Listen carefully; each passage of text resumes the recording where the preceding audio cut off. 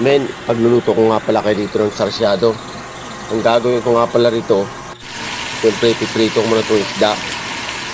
Naprito ko naman ng isda, siyempre magagayat naman tayo ng kamatis. Pagkagayat ko ng kamatis, men, siyempre hindi ko wala sibuyas. Yan, hiniwa ko ng sibuyas. Tapos naman ng sibuyas, siyempre ay gigisa ko naman sa kamatis. Gagawin ng kamatis. Yan, siyempre gigisa ko na. Kasi may itlog, lalagyan natin ng itlog. Tapos babati ko naman itong itlog. Yan, binabati-bati ko ng itlog. Siyempre ginigisa ko na. Tapos lalagyan ko naman ng tubig to.